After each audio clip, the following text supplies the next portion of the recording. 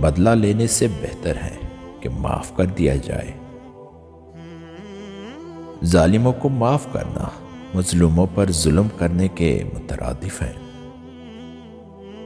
فوراً معاف کرنا شرافت اور بدلہ لینے میں جلدی کرنا کمینگی ہے۔ دوسروں کو اکثر معاف کر دیا کرو، مگر اپنے آپ کو کبھی معاف نہ کیا کرو۔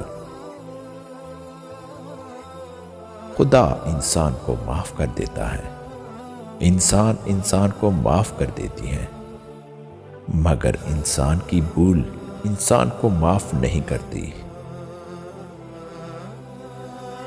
عورت ایسا دل رکھتی ہے کہ بڑے سے بڑا جرم بھی معاف کر سکتی ہے۔ لالچ ہمیشہ کی فقیری ہے۔ اچھا سوال کرنا آدھا علم ہے۔ جسے ہار کا خوف ہو وہ ضرور ہارے گا۔ جلد باز ہمیشہ کامیابی سے محروم رہتا ہے۔ جب عقل پختہ ہو جاتی ہے تو گفتگو ختم ہو جاتی ہے۔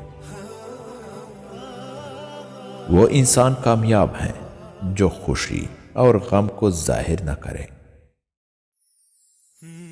علم کے طالب سے شرم نہ کرو، جہالت زیادہ باعث شرم ہے۔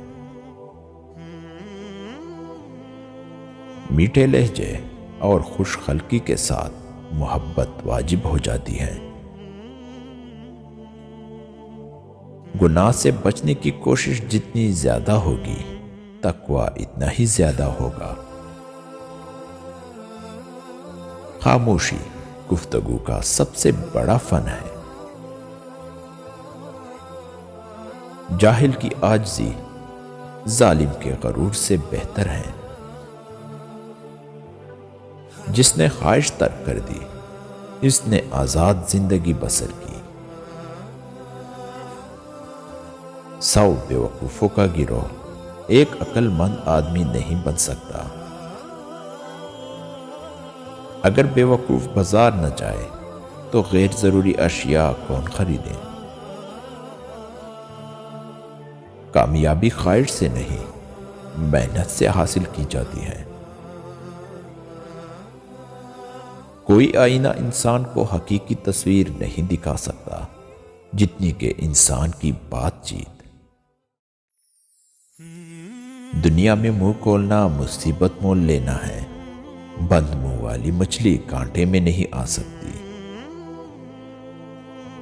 نقصان وہ نہیں جو آپ کو ذاتی دکھ سے ہمکنار کرے، نقصان وہ ہے جو آپ کو کسی کے نظر سے گرا دے۔ حضرت امام جعفر صادق رحمۃ اللہ علیہ فرماتے ہیں کہ 5 آدمیوں سے دور بھاگو، جھوٹے سے، جھوٹا نہ جانے کب دھوکہ دے جائے۔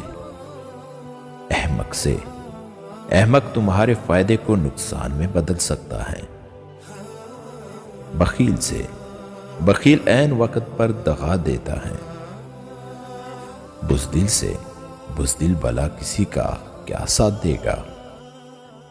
فاسق سے، فاسق دوست کو ایک لقمے کے بدلے بیچ ڈالے گا۔